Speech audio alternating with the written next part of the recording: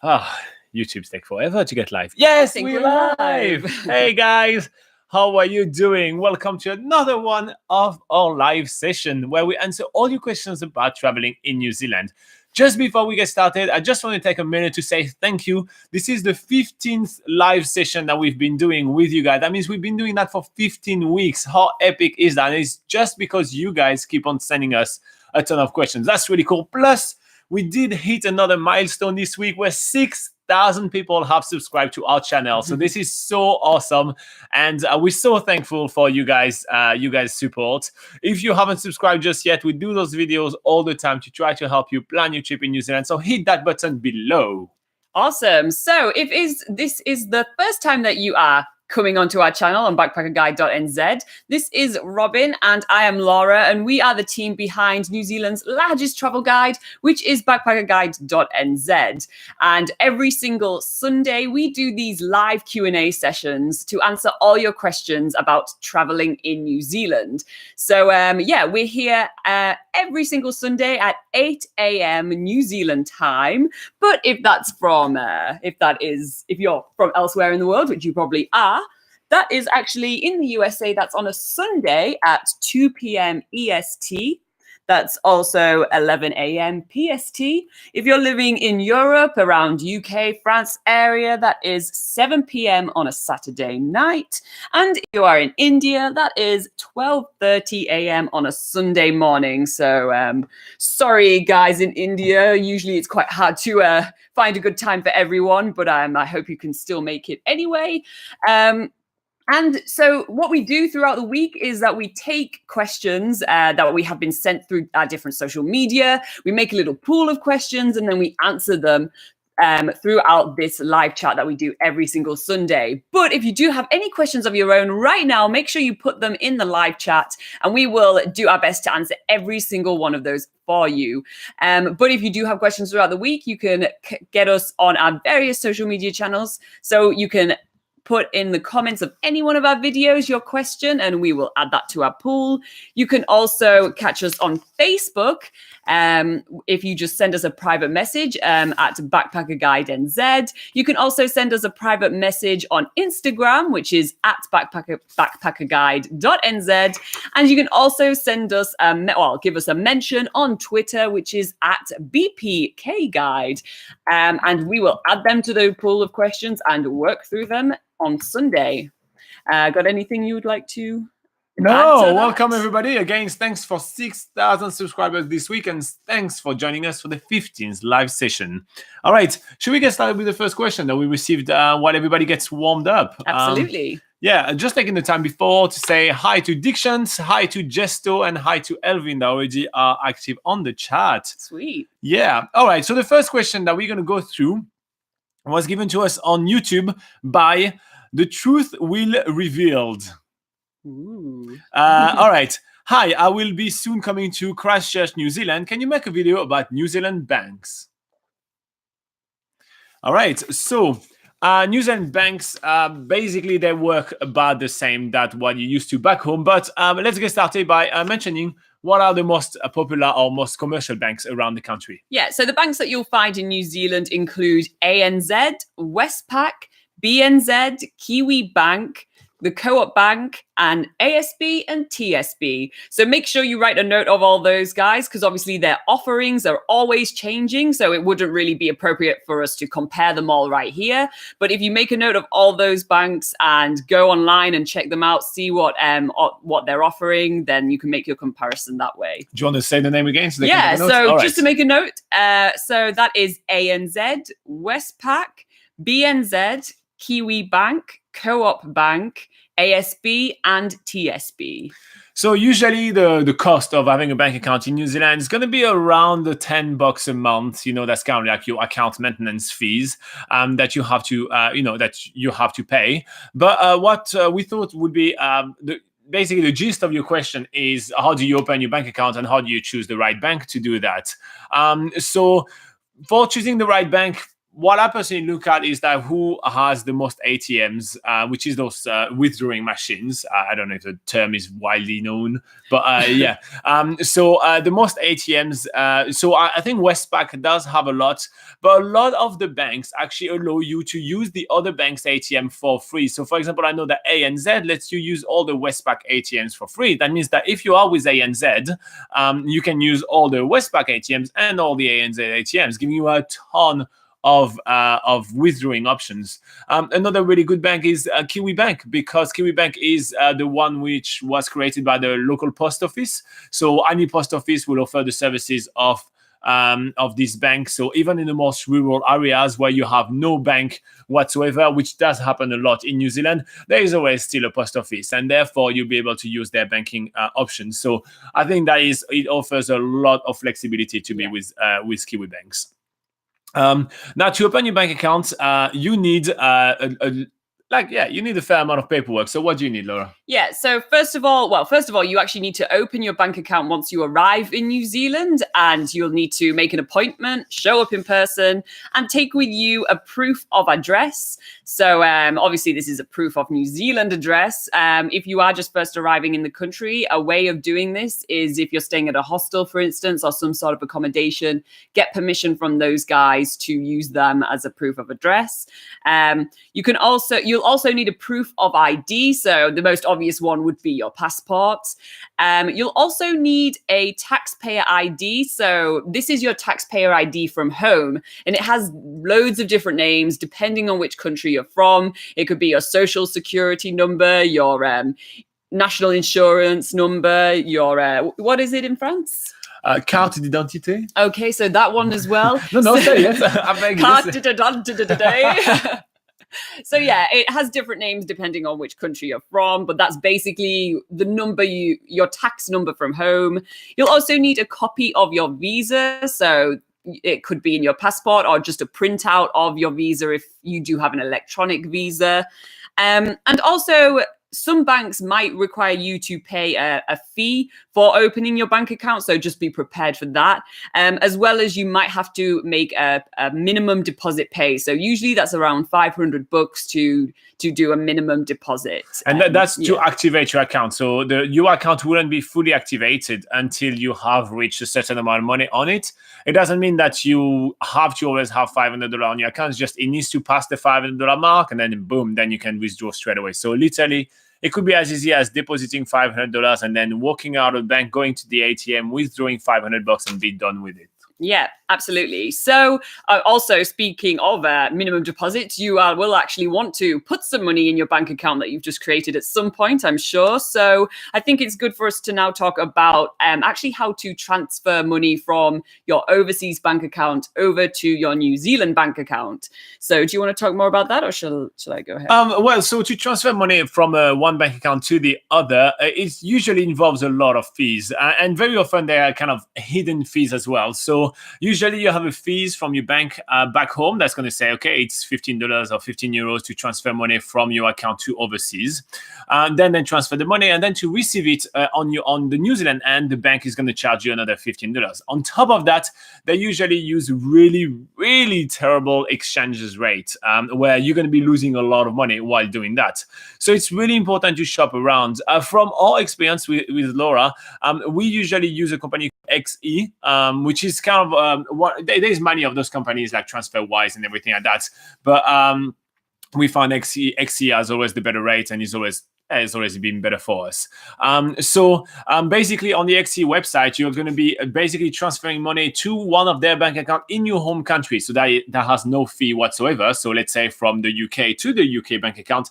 And then XE will actually transfer you the money from a New Zealand account to their New Zealand account. It's a very seamless process. It's very easy. It's one of those international exchange or international transfer companies. And they are super useful and they save a lot of money. I mean, one time I did a transfer and I saved enough to actually pay for a skydive. That is that good. So make sure that you do look into this option, because the banks can really take a massive chunk of money from that. They're really good at screwing you over for that. just to make it easier for you guys, though, we'll put a link to that company in the description when we do the rebroadcast of this video. And we'll also add links to how to open a bank account and give you advice on how to transfer money. We have articles on Backpacker Guide about all those subjects. We'll make sure to put them in the description when we do the rebroadcast of this video. Yes, for sure. Yeah. So the final thing you'll want to do when you're leaving New Zealand is to close your bank account.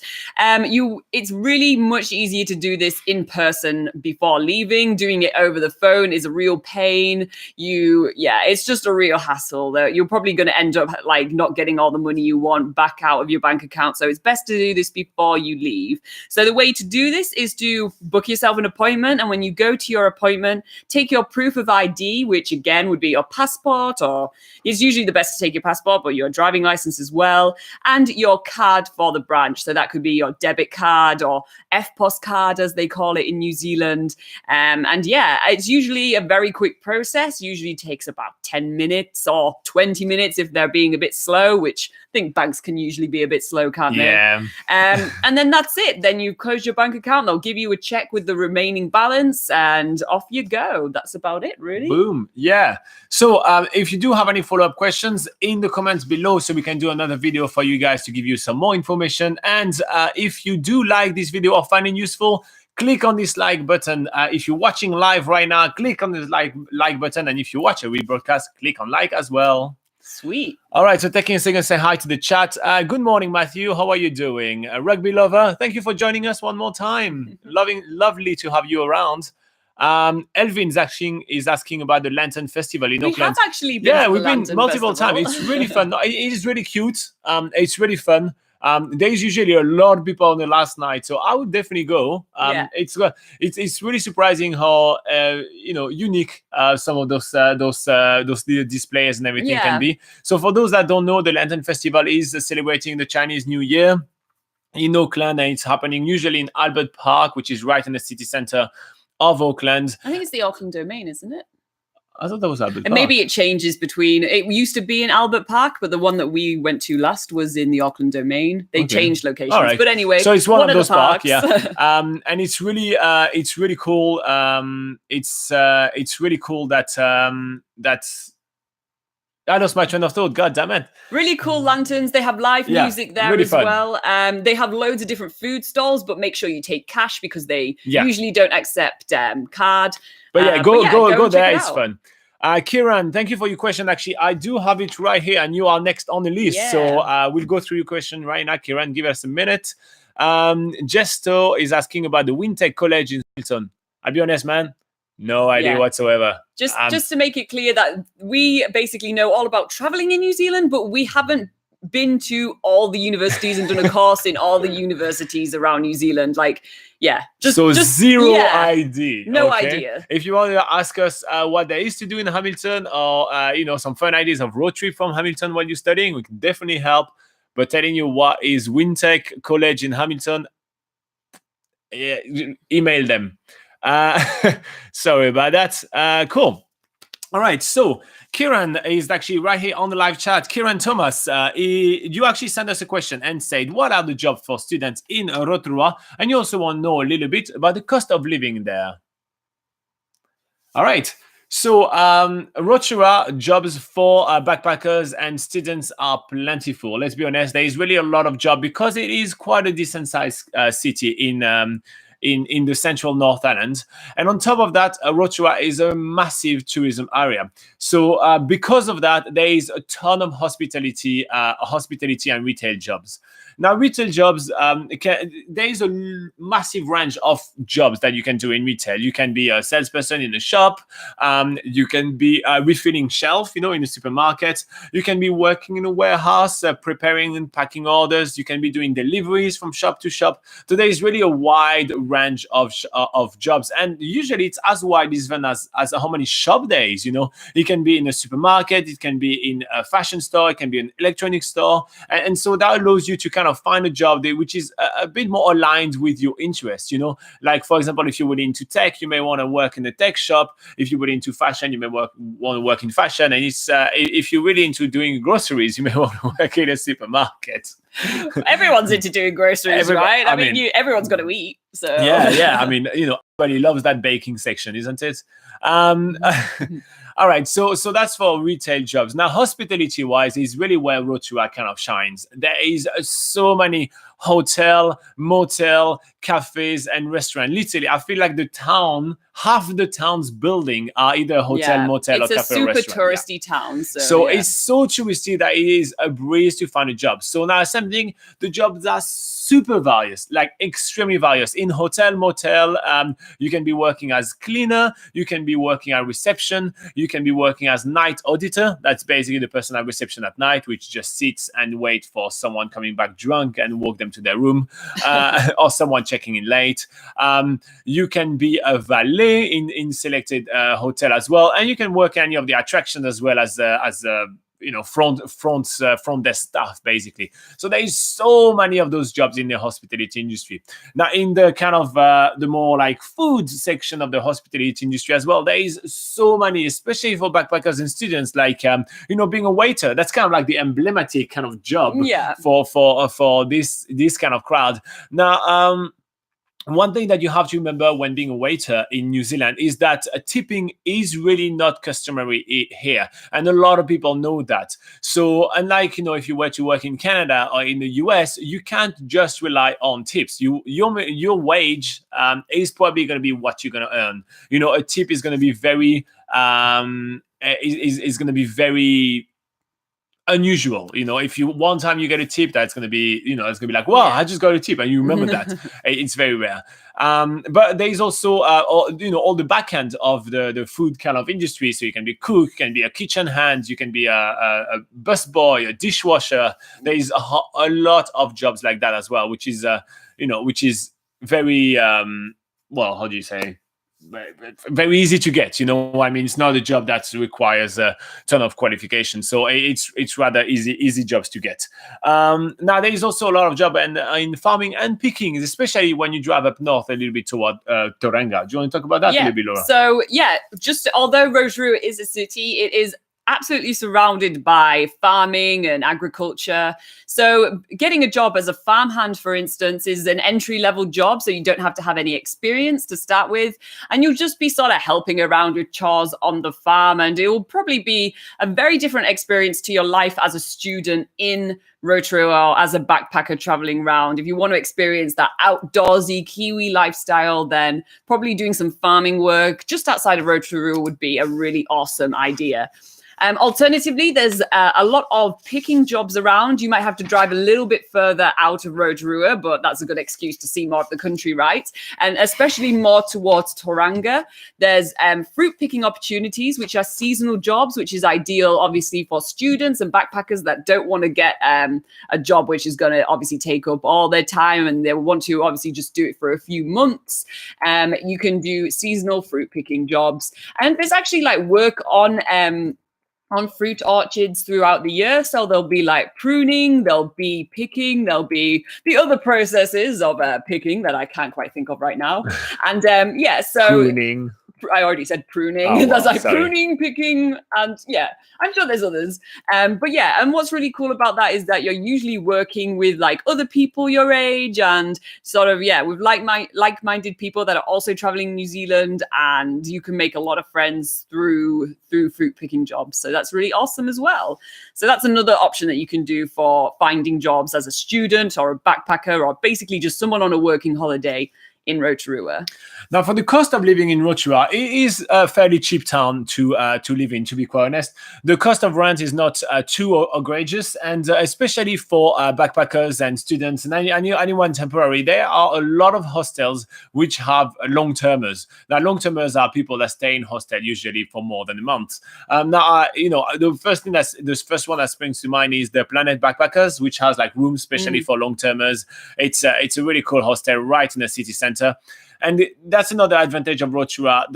It's very easy to walk almost everywhere you want to go in Rotorua. You can't really get out of the city without having your own car, without taking a bus, but you can walk almost everywhere in Rotorua. Plus, they have really good public transport. So the cost of living there is rather low. On top of that, usually, in many towns in New Zealand, you will have to actually get out of the city to go to the supermarket and then come back. So you add to your shopping cost the transport cost. But Rotorua has 2 major supermarkets right in the city center, making it very easy to shop for yourself, cook for yourself, and be able to keep your expense down. So we really like Rotorua for the cost of living. We think it's a really great place. And on top of it, it's a great base to explore the rest of New Zealand because, well, you're so central in the North Island, so you only a short bus trip to go anywhere, or short road trip to go anywhere, and that helps you save money on your exploration as well. Like, rather than being in Auckland and having to to drive for 10 hours, so for 10 or 8 hours by bus to go down to Wellington, you're in Rotorua, and you're already, not halfway there, but, a third of the way there already. So depending on where you want to go, I feel like Rotorua is much more central than the rest. So it saves you a lot of money on the long-term kind of travel. So yeah, keep that in mind. Anyway, that's our take on Rotorua for the cost of living and the job opportunities. I feel like, for backpackers, it's a great place to actually go and settle in for a wee while and get to, learn the New Zealand culture, live and work there. It's really awesome. So yeah. That's the one that we'll keep in mind. Any questions, any follow-up in the comments below. If you like and subscribe, that's always helpful to us. So if you guys can click that lovely button, that'd be amazing. And obviously, we have put a lot of link in the description below for you to learn a bit more about Rotorua. Because again, we've got a lot of information on the website as well. Just takes a little bit of reading. All right, what's happening on the live chat? Aloha. Aloha. Oh, Michael's here. Every time I see some palm trees, I know Michael's there. Some shaka hands. All right. Okay, so Andre Yassi. Oh my God, how to pronounce that, man? A man or woman? I don't know. Okay. All right. So on YouTube, we have Andrea C, which is asking us a question. And he or she says, what is the cheapest for a month? Campervan or rent a car and use Airbnb? Thank you. That's a really good question. I do really like it. I do really like it. So a lot of people really think that traveling with a campervan in New Zealand is always the cheapest. So this will be extremely dependent on the months you're going to be traveling. Because campervan rentals, like, almost are multiplied by 4 in summer. The cost can be multiplied by 4 in summer. In winter in New Zealand, you can find a campervan rental for around, and good campervan rental for around $50 a day. Like rather easily. But it goes up to like $250 to sometimes $300 a day in summer. It's crazy. It's so expensive. So it's like paying the amount to stay in a luxury resort somewhere. Like it does get super expensive. So it's really important to know which month you're going to be traveling in. Now, for campervan rentals, so there's like the difference between campervan and car rentals, right? And it's going to be the same in summer. When in summer, the campervan costs are going to be about $250. The car rentals are going to be about $110. That'd be about there. And in winter, when the campervan costs are going to be about $50, the car rental will be about 25, I'd say, something like that. So that would be the 2 options that you weigh right here. So your difference, let's say on the most expensive month, if you can, by the way, Andrea C, tell us which month you're traveling while you're on the live chat. That'd be really helpful. But let's say we're talking summer right here, and we have a car rental of 110, and you're having campervan rental of 250. That is a $140 difference, right? So that's what you have to play with during the day. So by having a campervan, you spend $140 more, right? So you're traveling in summer. So that's the counting that I'm doing right here. Now, for your Airbnb, it will depend on what type of rooms you want. Then what type of facilities you want as well. But to be fair, about between $100 and $150 is probably going to be what you're going to be paying per night for 2 people on the kind of mid to low end. Right? Like, that's usually the cheapest. Cheapest options are usually like around 100 to Well, you're gonna get a good deal when you get it about $80, right? Usually it's too cheap, to be honest. If it's cheaper than that, so that's gonna be probably what you're gonna be paying with the Airbnb, right? Now, the thing that you need to consider as well is that when you're going to be traveling with your camper van, from time to time, you're going to need to pay for your camping facilities, because you're going to need to be able to plug your camper van to recharge all the batteries. You're going to need to empty your gray waste in specific areas. So that means that maybe about every 3 to 4 nights, you will want to spend them in an actual proper campsite where you're going to have to pay for. So for that reason, you need to add that to your cost as well, and that would be between $50 to $80 for 2 people. So that's gonna be kind of your weighing right here. So far right now we are pretty much even, maybe a little bit more expensive with the camper van. Yeah. Now the thing with the camper van though is that it will give you a little bit more flexibility, because well, you don't have any of the checking times. You don't have, you just basically do your own thing. Because with Airbnb, what we found is that you kind of have to organize yourself pretty well to be there at the time you need to be here. And be out the time you need to be out. Exactly. Well, you get more flexibility with the camper van. Do you want to talk a little bit about Airbnb? Yeah, sure. So, what, in terms of how it works? Or? How it works and how much you want to pay and everything. So in terms of cost, like Robin was saying, usually sort of the low to medium range is around $100 per night, and that's usually for 2 people. It doesn't usually get cheaper if you're just one person, because you'll still have to pay for that one double bed. The room cost will be about the same, but always remember on Airbnb, the price that is advertised, you'll always have to add, there's always an extra few fees to pay once you get through checkout, and that really varies between Airbnb host to Airbnb host. Some people have all the fees for cleaning and everything at the end, like when you go and check out, and then you realize, oh my god, this is actually so expensive. But other guys are a little bit more generous and don't add that many fees. So there's always it's usually the price that you first see on Airbnb is not always the price it's going to end up being in the end.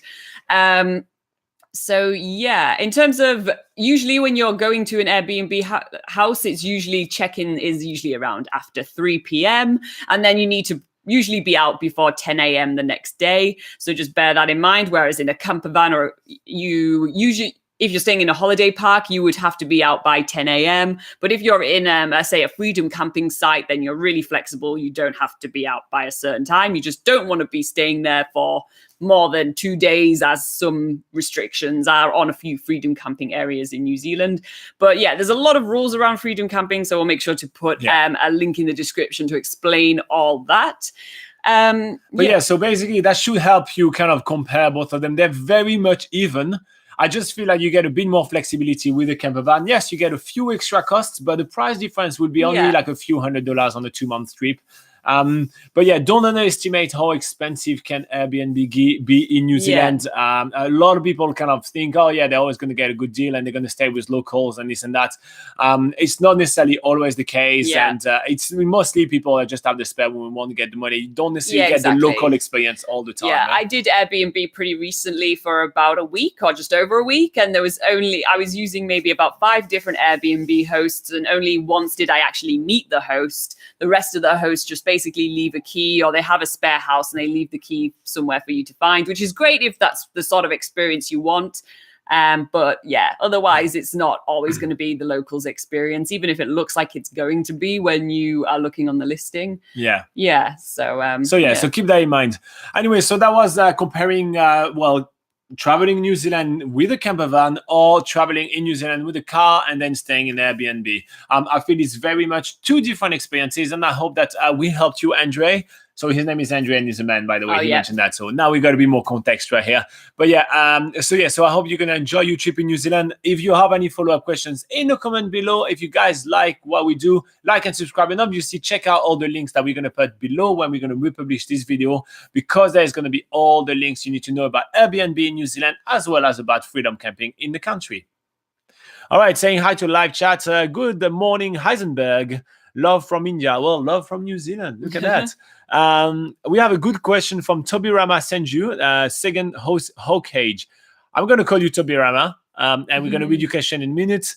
Michael is asking if there is any app that we use to organize our campervan trips. Yes, I use a Google spreadsheet. That is so easy. That is as simple as you need it to be. Just do a good old spreadsheet, and that works very well. Honestly, to be honest, I did start trying to do it on the couple of apps. I did try to use different maps to a Google map and everything. I just didn't find it that useful, honestly. So I just ended up doing a spreadsheet, and with the amounts of things that we've done, it was by far the easiest thing to do. Yeah. And to be fair, most of the time when we actually have people sending us the itineraries on Facebook or all this and that, just to compare and to ask some questions and everything, everybody send a spreadsheet and it works very well. It looks like it's the one thing that people use. Yeah. Anyway, all right. Toby Rama on YouTube asks, art and culture. What is your absolute favorite thing to do and see, and where can we find it? Also, he loves our tattoos. All right, so first thing first about our tattoo, he asked, he loves them, and are we going to get any more? It did hurt, so maybe. We're just going to go for maybe. But yeah, no, it was a really fun experience, and I do love it too. We'll put the link to the video below. Yeah. But yeah, that's definitely an iconic New Zealand thing to do. Yeah, that's the first artsy thing you could do in New Zealand. And that was exactly my segue. Like, I mean, the tattoo culture is so entrenched in the Maori culture, and therefore entrenched in the New Zealand culture. It's such an amazing kind of culture. I really do love it, and they actually even have some exhibitions from time to time. So they're usually more itinerant exhibition, meaning that they move from one museum to the other, and they're usually temporary. But Moko, or which are the woman tattoo that are around here for Maori ladies, and all the Maori tattoos. I really love it. I'm always really fascinated by it. But there's no way I could cover an entire arm or I'll do it on like body part like the face, which hurts so much. Now I mean I'm too much of a wuss to do that. As you've seen from probably not. I was going to say, like, as you've seen from our videos, we did get pretty small tattoos in just like, so a few just like on our legs. So I don't think I'd go any further than that. But yeah, so tattoos, obviously that is a really good thing to do, but we definitely recommend getting a tattoo toward the end of your trip, because obviously once you get a tattoo, you need to clean it often. You need to keep it like wrapped up in cling film and stuff. And if you want to do any swimming and things, you won't be able to do that with a tattoo. So always aim to get your tattoo toward the end of your trip, so you can go home and you can look after it properly. And because if you don't look after your tattoo and don't get the air to it, and if you can't have your clothes rubbing on it, or else it will actually rub the ink off. So just get it done at the end of your trip.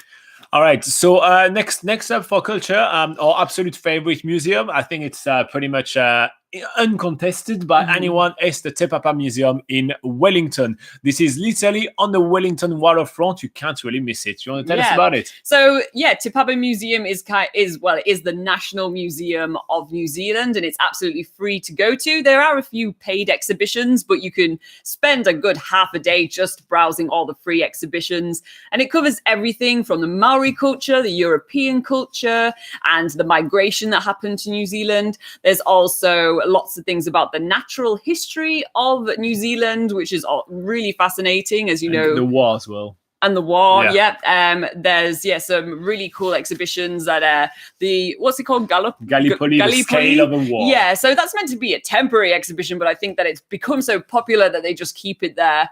And we actually have a video to this exhibition, which we'll link up in the description when we do the rebroadcast. They even have an outdoors section to the Te Papa Museum, where you go on a little bit of a bushwalk. There's a lot to explore, and it's a crazy museum. Honestly, I was gobsmacked by how good that museum was. Yeah, absolutely. So, and Wellington in general is a really good city to go to for arts and culture. There's actually loads of museums there, not just the Te Papa Museum, and a lot of art galleries. So we do have an article which lists all the museums and art galleries, which we'll link up in the description as well. I think there's about 10 different ones you can go and check out. So should I move on with another one? Or? So the next I can just introduce and then you keep talking if you want. All right, so the next thing that I will actually consider as one of my favorite cultural things to do in New Zealand, I know it's a little bit cliche, but it's one of those Maori nights in Rotorua. I think they are so cool. I do enjoy them so much. You want to tell us more about it? So there's a couple, I think there's maybe 2 or 3 Maori night tours that you can do in Rotorua, where it's kind of like a little bit of it does feel like a touristy experience, but it is a really fun way of presenting the Maori culture. So one that comes to mind is the Tamaki Maori village, which we did do in our 365 days, 365 activities that we did around New Zealand. So we actually posted every single day of that trip on YouTube. So we'll make sure to add the link in the description below. But yeah, the Tamaki Maori village, it allows you to see like the haka and see some cultural performances. You get to do something called a pōwhiri, which is like a welcoming ceremony in New Zealand in the Maori culture. You get to go around sort of this like mock-up of a traditional Maori village, and you get to learn some different games. It's a really interactive experience. And then at the end of all that, you get to have a hangi, which is a traditional style of cooking in the Maori culture, where they use they cook food slowly for a few hours in an underground oven, and then you get to enjoy this amazing hangi buffet at the end of the tour. So yeah, and there's a lot of like variations of that experience around Rotorua, so that's definitely a really fun way to sort of to see what the Maori culture in New Zealand is all about. So I'm just thinking of another way that you can actually combine arts and culture is to do some jade stone carving in New Zealand. So jade or punamu or greenstone, this is like a green type of stone found naturally in New Zealand in mostly the South Island rivers and on the coast.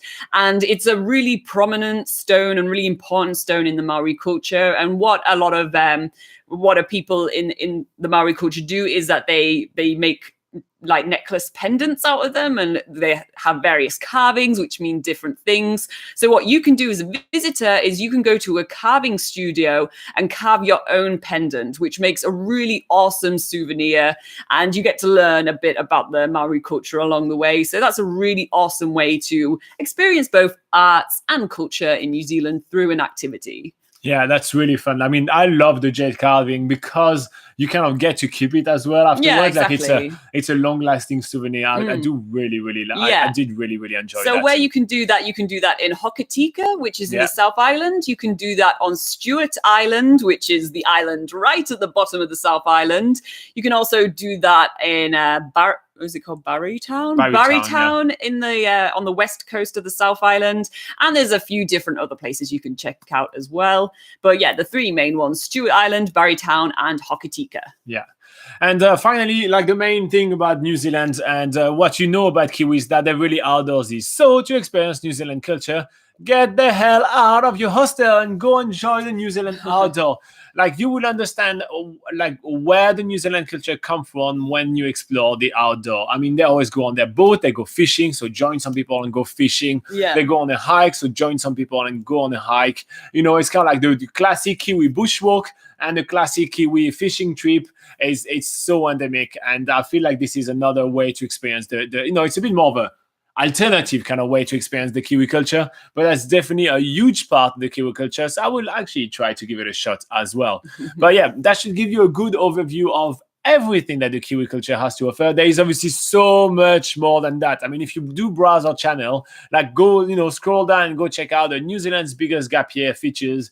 We have seen so many museums. We have experienced so many different cultural things that, it's hard to list them all. And there is a lot. Like the New Zealand culture is very often underestimated for its landscape. So you get like, oh my gosh, the landscape amazing. But look at the culture as well. It's quite fascinating as well. And it's always a good surprise for us. Yeah. So obviously, plenty of links below. And if you do like our video, like and subscribe. Be cool.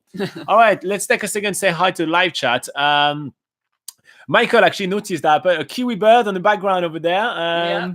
So yeah, thank you for noticing that. We got it in one of the souvenir shop. I can't remember where. You can find them all over New Zealand. This is not something which is hard to find. So yeah, but it's pretty cool. Thank you for noticing what happened in the background. I always put something different all the time. So yeah, that's cool. And then someone else. Oh yeah, and Andre was asking about photography. Where is the best place? He says he's a professional photographer. Well, you will have a blast in New Zealand. Everywhere it's beautiful. But yeah, if you do want some more epic style landscape, the South Island will be better. Yeah. But that's pretty much it. Absolutely. Yeah, always pretty cool to have to see some new pictures. So when you take some cool pictures, send them to us. We always like to see. If you're on Instagram, do hashtag BackpackerGuide.NZ, and that means you give us permission to share your pictures too. So so like that we post them to everybody that loves us. So it's always fun. Anyway, next question we having Rachel Labrador that asks on YouTube, what do you? I'm gonna try again. So on YouTube we have Rachel Labrador, which is asking what to do. Oh fuck, I can't do it. Do it. Okay. I can't read. So Rachel Labrador asked on YouTube on the live chat just now, what is there to do in Mount Cook for one day? All right. Let's do in Mount Cook. Oh, there's so much to do. All right. Number 1, Hooker Valley Walk. Oh, yeah. So if you're on a budget and you want to do a free thing to do, a very popular walk is the Hooker Valley Walk, taking you, as the name suggests, down a beautiful valley, which has actually been carved by glaciers. And you get to see some awesome views of different glaciers around you. But most importantly, Mount Cook, or Aoraki Mount Cook, which is the highest mountain in New Zealand. The walk, I'm not 100% sure how long it takes, but I think it's about half a day. Just leave yourself about 4 hours to complete the whole walk. But it is a super, it's family friendly. It's really accessible. So you won't have to overexert yourself to do this walk. It's very easy, but definitely worth it to see some amazing scenery.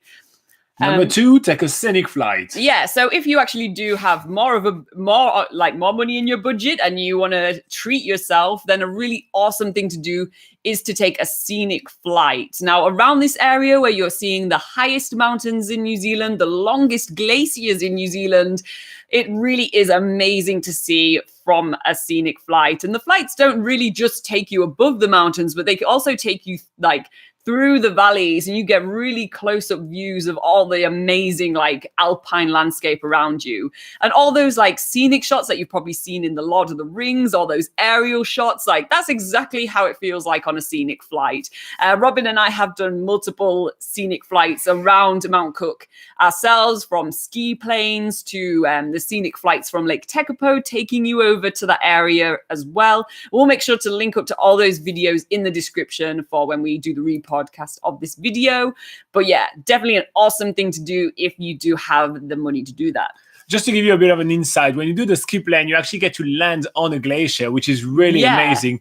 But if you're on a budget, there is a company called InFlight that offers something called Mount Cook 360, where, as the name says, you do a 360 in Mount Cook and you see everything. It's really cheap. I think it's one of the cheapest scenic flights you can do in the country, which is quite good. And it's actually breathtaking to fly above the Southern Alps. So it's definitely worth doing. Yeah. You'll also, that just reminded me, you'll also get to see on the other side of the mountains, the Franz Josef and Fox Glacier. So if you don't get the opportunity to do a heli hike or something on the West Coast where you see Franz Josef Glacier, then you'll actually see all that on a scenic flight around Mount Cook. So just to bear that in mind. Now, speaking of glacier, Mount Cook is also, or the Mount Cook village is also home to New Zealand's longest glacier, which is called the Tasman Glacier. And that's something else you can do. You can actually go do a heli hike on New Zealand's longest glacier. Go for it, Laura. Yeah, so again, this is where you actually take a helicopter. So you do get to see some awesome scenery, and then you land on the glacier and you have a guide who's going to give you some crampons, probably some warm coats and things, to actually take you on a hike around the glacier. And the glacier environment is really amazing to explore. There's often some sort of ice caves you can go and explore, and your guide will take you to it. But the glacier environment is changing all the time. So no two tours are the same. So, what people have experienced the week before and the caves they will have been in, they'll completely change for your tour. So it's always a really fascinating environment to go check out. And that will really make you feel like you're somewhere epic. And again, that's an activity that we've done on New Zealand's biggest gap year. So we'll make sure to add the video in the description as well for that. Yeah, don't miss that. So still thinking about glacier. So Mount Cook also has a beautiful glacier lake in which you can actually take a boat trip amongst massive icebergs. Yeah, so in the warmer months, that's usually, autumn, spring, and summer. That's all So just not winter. Just not winter. But yeah, it's usually like overlapping, like just after winter, just basically more around the summertime. There's several options that you can take to go onto the Tasman Lake. Again, this is an ever-changing environment where the lake's getting bigger and bigger and bigger because the glacier is, well, I guess melting faster and faster and faster. And yeah, you can take a motorboat tour around the glacier and actually around the glacier lake, and you get to get real close up to some icebergs that are floating around, and you won't be able to comprehend the size until you get right up to those icebergs. So that's one thing. Also in summer, there are some kayaking tours to go along the lake, and the lake itself, like just the color of it from all the silt from the glacier, that makes it look really, really spectacular and sort of this bluey gray color. So that's really cool to check out as well. Any more? Yes, Dark Sky Reserve. Okay, yes. So Mount Cook is part of an international dark sky reserve, which is this huge area in the South Island of New Zealand, which also covers Lake Tekapo and Twizel. And this is said to have some of the darkest skies in the world for some of the best stargazing in the world. So on a night, you can get out of Mount Cook Village and you can go and do some stargazing. But alternatively, there are stargazing tours where you can go and use high-tech stargazing equipment like telescopes and things like that, and actually learn more about the constellations that you can see. So you can do that with Big Sky Tours. They are based at that really fancy hotel there. The Millennium or something, I think. No, Heritage. Yes. Heritage Hotel. I almost say the competitors. Yeah. So so there's that to do as well, and that's again another activity that we did in Mount Cook. We did so much there because we really loved it. It's such a great area. Yeah. So again, video to that in the description. Although I would say that our video doesn't really do it justice because again, you can't really film stars with the GoPro, but we try and we give you a gist of what the tour's about. All right, so that's everything that we can think of about doing in Mount Cook. You only have one day. I just gave you about a week of things to do. Actually, I didn't. Loa gave you about a week of things to do, Rachel. So tell us in comment below which one you're actually going to pick out of the... I think we gave you 5 things to do. So yeah, there's plenty of options, and Mount Cook is definitely worth visiting. It's one of our favorite spots on the South Island. So obviously, plenty of links and plenty of links and articles for you below. Also, some videos down there so you can actually see what it actually looks like. Because I think out of all those activities we mentioned, there's probably just one we haven't done. So make sure to check that out. All right, going back on the live chat, saying hi to a few people. Good morning, Christopher. Do you need to declare your cameras, video, and drone equipment when arriving in New Zealand? If it's for professional use, yes. If it's not for professional use, no. But be careful, drone usage is more and more and more regulated in New Zealand, and the fines are higher and higher, and you will lose your drone if you don't respect the rules. We did make a couple of videos about that already, so check them out and check out the article that is linked on those videos as well, where we actually keep you to date with those kind of things. It will cost you a lot of money to fly your drone around New Zealand because you need to get permission, and every time you have to pay a fee. Someone's from the UK and arriving in April. That is Freya. Good morning, Freya. Freya, that sounds more of an Irish name, isn't it? I don't know. I do not know the origins of names. I'm sorry. All right. Anyway, she's asking about setting up a SIM card. We did a video, I think, last week about that, didn't you? Or 2 weeks ago? Oh, quite a few weeks ago. Yeah. But just type SIM card in the search bar on our channel, and you'll find an entire video where we compare all of them and we explain to you how to actually set that up. But yes, definitely set yourself up with the SIM card in New Zealand. It's going to save you a lot of money. And it's going to be plenty enough for traveling for about a month. You'll be all good. And Toby Rama is asking, is Australia stealing from New Zealand? What are they stealing from? Where is it? What did they take? What are those bloody Aussies? What are you talking about? And can I get it back? Who do I sue? I do not know what you're talking about, Toby Rama, but that was a funny comment. All right, should we keep going with some more questions? On Facebook, actually, we had Hannah asking us some questions. Do you want to read it? Or you've been I've been quiet over here, haven't I? Okay, so Anna on Facebook asked, good morning. Thank you so much for all your videos. I will be coming to New Zealand alone for about 1 month, and I wanted to ask, what are the best ways to find travel mates for a few legs of my trip, because I do not want to travel alone for the whole time. All right, so how to meet people on the road in New Zealand, basically. That's what you want to know, Anna. All right, cool. So the first thing that comes to mind are the Facebook groups, right? We do run 2 pretty popular Facebook groups, and definitely super easy. Join the groups. Either Laura and I will approve you, maybe, depends if you answer the questions. There are questions when joining a group, you need to answer them. But yeah, so when you do that, then you can tell people, oh yeah, I'm driving from Rotorua to Taupo, for example. I'm driving, I'm taking the ferry from Wellington to Picton at that date. Is anyone want to join me? I'm arriving in Auckland at this date. Does anybody want to meet up, for instance? Exactly. You guys do that really often. By the way, if you guys want to tell us in the comment below, do you guys want us to host a night in Auckland? Do you guys want us to actually have everybody rent a bar or something and have everybody coming and meeting people? I think have a backpacker guide night. Are you guys keen on that? Just tell us in the comment below if you guys would be keen. Anyway, so the Facebook groups is a really great place to meet some people and to kind of organize kind of meetups. So that's the first thing that comes to mind for me. The next one are hostels. Right, hostels is the endemic kind of social travel experience. That's a great way to phrase that. I love it. But yeah, so I do really, really love hostel. Like if you're cooking, the kitchen is the place where I met every single one of my travel buddies. You're cooking, you spark conversation, you start chatting, ask what they did today, ask what they're doing tomorrow, kind of meet up, join up, decide to do it together. It is so cool, and I really do love that. The hostel lounge is also really cool because there's always someone playing like foosball or billiards or snooker. Sorry, billiards? I think it's the fancy snooker. I don't know. Is it? You won't find any of those in hostels. But yeah, so snooker. So you can always get some people playing games or anything like that. Join them, chat with people, and that's an amazing way to meet people. I personally do really like hostels for that. Yeah, even the people in your dorm room, like when you like check into your dorm room, like introduce yourself to the people that you're sharing a room with, ask where they're from, see if strike up a conversation, see what they're doing tomorrow. If you're going on a hike, ask if they want to come along, for instance. Like there's loads of ways that you'll just like naturally be talking, and you'll end up socializing and probably end up doing a few things together anyway. Yeah.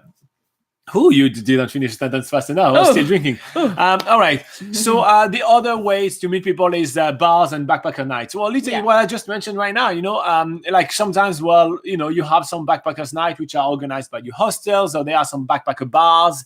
If you want to know more about backpacker bars, especially in Auckland, check out the video we did literally last week about the best backpacker nights or backpacker bars in Auckland. Pub crawls as well. There are pub crawls in Queenstown and in Auckland, which are really fun, and you're going to meet a lot of people there. But yeah, quiz night also really cool, because if you go to a quiz night just by yourself, they always kind of meet people, like everybody which is by themselves, they meet them, and that makes like the extra team, and it's just really fun. So so definitely think about that. Bars, bars is like social, bars is the new social club anyway. So like what about that? Actually, there's a bar in Auckland called Social Club in Ponsonby, and which is really cool, Latin night and everything. So you should go there. Anyway, I completely segue around. Okay. All right. Then a final way that you can meet some more people while you're in New Zealand is actually to choose a pretty social travel method. So some pretty social ways of traveling around is using the hop on and hop off buses in New Zealand, and they include Flying Kiwi, Kiwi Experience, and Stray. And these are hop on hop off buses. They're kind of like tour buses, but flexible. We have other videos explaining all that, so I'll make sure to put that in the description below in the links. But anyway, the point is that you are sharing the bus with other like-minded travelers, and they're people from all over the world, and it's a super social experience.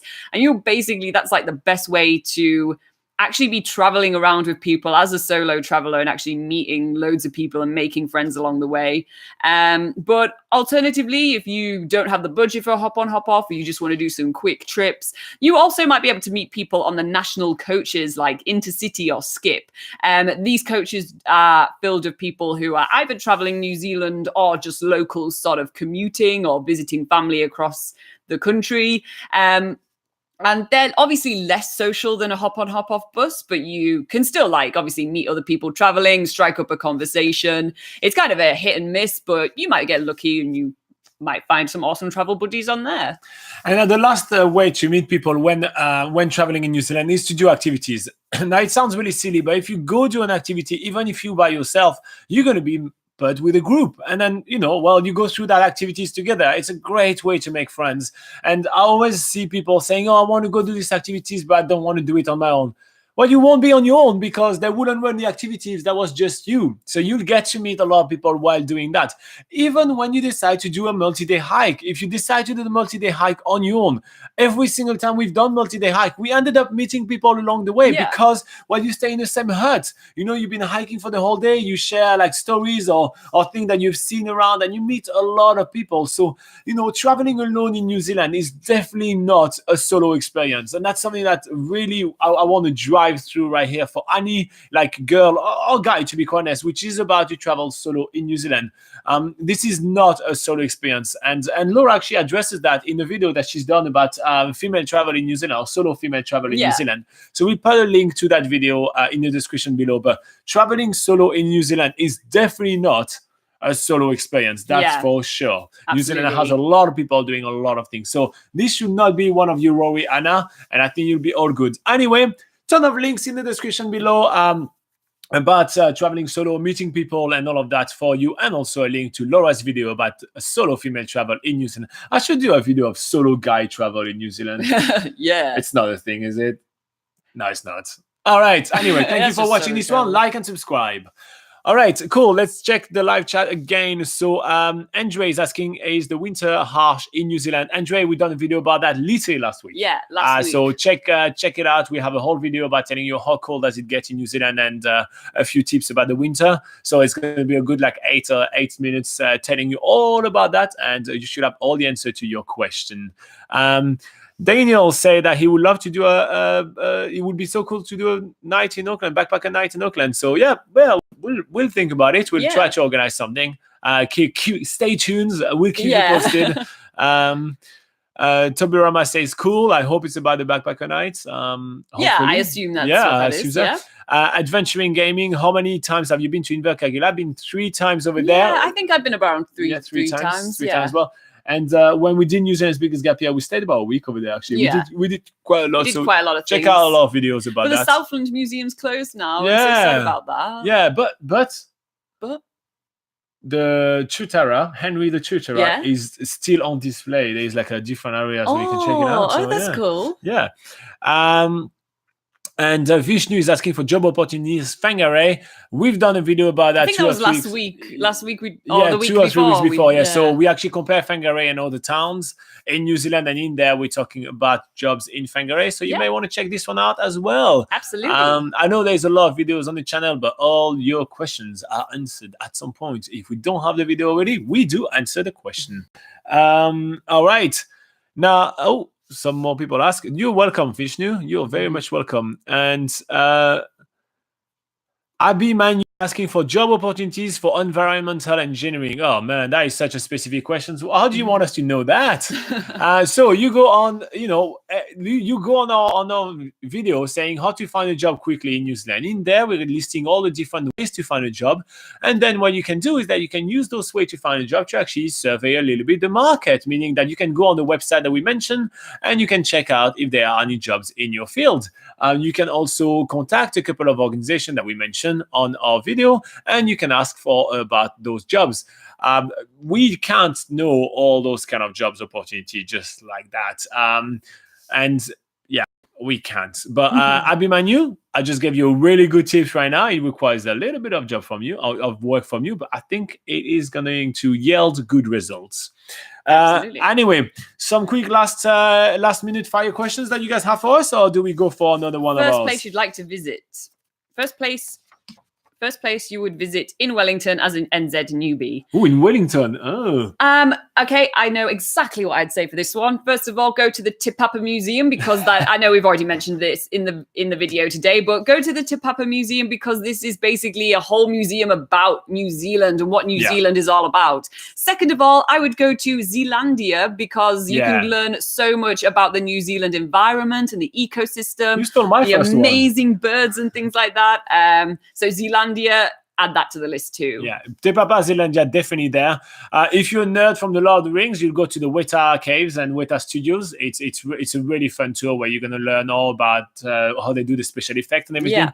But if you do want something more a bit outdoorsy, and I will actually take a car and I will drive to Cape Palliser, which is a beautiful lighthouse with a seal colony. The stairs are way too high, way too harsh. Watch the video. Type Cape Palliser and in the search bar on our channel and see us huffing and puffing our way up the stairs. But I'll definitely go there. It's an other really cool place to visit in Wellington. So I hope that helped you, Janida. If that does, click like. Next question, Vishnu, best place near Whangarei. I love the sand dunes near Whangarei. There are some beautiful sand dunes in which you can buggy and everything like that, which is really cool. And there is also, of course, the Whangarei. Sorry, Whangarei, not Whangarei. Okay. Whangarei. Yeah. Sorry about that. Whangarei. Mount Manaya Yep. is a really nice hike. This is where I broke my arm last year. If you guys watched the videos, check that out. Yep. There is also Kiwi North, where you can go check out some amazing kiwi birds. Yep. And there is the Quarry Garden, which I really like. And Laura's going to talk to you about the waterfall. Oh, yeah. So, Whangarei Falls, that's really easy to access in Whangarei. Lots of different walks and stuff around there, and to check out an awesome big waterfall. You can also go to Tutukaka, which is near Whangarei, and you can do some scuba diving at the Poor Knights Islands, or just snorkeling or paddleboarding. There's lots of different options over there. And yeah, around Mount Manaya, that's in the Whangarei Heads, and the Whangarei Heads itself has loads of different walks and beautiful coastal scenery. So loads of different awesome coastal scenery Plenty to go of check stuff out. in Whangarei, now Beastmaster 56 is Kerry fun for family. Yeah, it is, because the weather is almost all the time good, and kids don't like the rain too much. So yeah, it is. There is a place around there which would be good for families. I'm not 100% sure on the name of it, but if you go onto BackpackerGuide.NZ and in the search bar type Kerry, we do have a things to do article for Kerry, and there's sort of like a wildlife farm park type thing there. There's a bit of a lake where you can go do some kayaking and things there as well. So that activity in particular is very good for families. There's also a couple of waterfalls that you can walk to very easily, they're not strenuous hikes and everything like that. So that's quite cool as well, which is always good for families, because that means you'll be able to take the kids and they won't be exhausted or whine along the way. So that's pretty nice. All right. Tobirama is asking if we're All Blacks fan. Of course, we are in New Zealand right now. We have to. have to say we are, or else. I have to hide my French accent when they're playing the French, because words give them a sweat. So yes, we are. Wink, wink. Janinda say thank you and love your channel. Oh, you're so nice, Janinda. Thank you so much. Vishnu, scuba diving sounds great. Awesome. I'll be there in July. That'd be fun. Cool. What do we think about Invercargill Adventuring Gaming Pro? I actually do really like the town. I think it's just it has a different pace of life, and I think I do really like that. I just really like the bottom of the South Island is just so nice and laid back. Just like what was that? That's like fucking cheese toasty that was supposed to be a specialty over there. The Southland cheese rolls. Oh my god, that is the one thing I have to mock about Invercargill. Seriously. You take a grilled cheese, you roll it and make it like a little roll stuff, and they call that a specialty in the town, Southland cheese roll. This is not a specialty. It's good, yes, but it's not a specialty. It's just one guy had the idea to roll it. Yeah, so Adventuring and Gaming Pro, I'm guessing you're from Invercargill. Yeah. Do you eat cheese rolls often? Let us know. Okay. How many days do you prefer to be up north? Well, Beastmaster, it depends how long you have in New Zealand.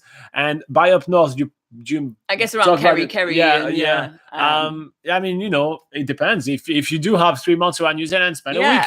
If you do have a month in New Zealand, spend 3 days. Yeah. I mean, we spent like a good month around the Northland region. Yeah. There is a lot to explore, so you can spend a long time up there. But otherwise, there are usually like the least amount of time people spend up there is usually about 3 days. So yeah, 3 days at a minimum, I'd say. Yeah. 3 days. 3 days should give you enough time to explore the whole island. Anyway, a couple of more questions, guys, or are we wrapping it up for the day? Come on, quick. We're about to shut off this live video if you guys don't have any more questions, because we went through everything you guys sent us this week also. But remember, if we don't get to answer your question this week, you can comment in any of our videos, and then we keep those questions for the following week. So, not all hope will be lost. Ryan says he's been watching our video before we head over for living in New Zealand for a while. We are brilliant. Well, we are brilliant, especially Laura, right? She's the smart one. I'm just a pretty face. All right. Thank you very much for everything, guys. Thank you very much for joining us for another one of those live videos. Any questions about New Zealand are answered in this channel every single time. And yeah. And we are here live every Sunday in New Zealand time at 8 a.m., which is Saturday USA, 2 p.m. EST, 11 a.m. PST. This is in the UK or France, 7 p.m. And, you know, if you're in Belgium or something, it's about 8, I think. And if you're in India, it's early at 12:30 a.m. Thank you very much for joining us, and we are seeing you next week. Any question that you have in the meantime, in the comments below. We'll get to it next week. Bye-bye. See ya.